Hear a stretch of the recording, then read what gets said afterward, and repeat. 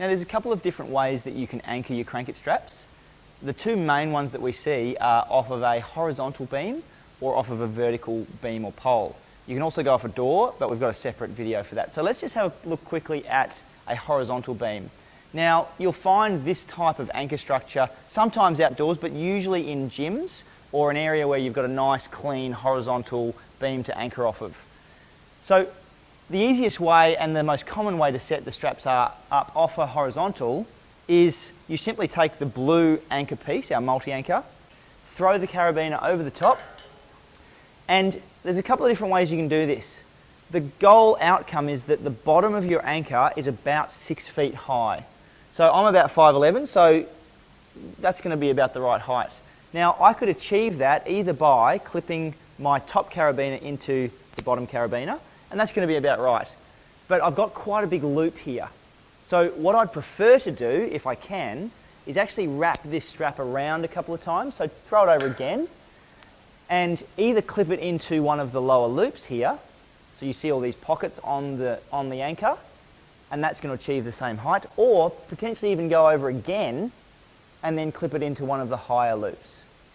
So all of those loops allow me to shorten or lengthen the bottom height of that anchor.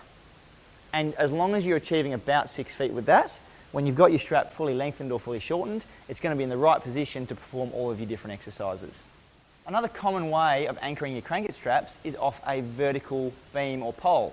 This is much more common when you're training outside because you rarely find a really nice clean horizontal anchoring point outside. So there's a couple of things with anchoring off of a vertical. The first thing is, unless you have two nice verticals about shoulder width apart, you can't have your two anchors set up as you would off of a horizontal beam.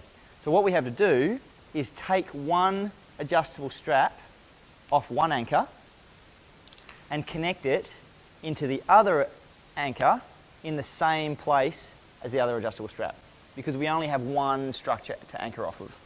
Now, on your vertical, you also want to have the bottom of the blue anchor at about 6 feet.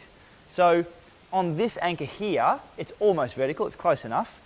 All I'm going to do is bring the adjustable strap end of the anchor, so where these carabiners are clipped in, as close to the pole as I can, and I'm going to wrap that anchor around the pole as many times as possible. From here, you have to clip this carabiner over the entire piece of webbing. So you don't want to clip it through one of these loops on a vertical. I'll explain why in a second. So we're going to clip it over the entire piece of webbing, and then we're going to pull that tight.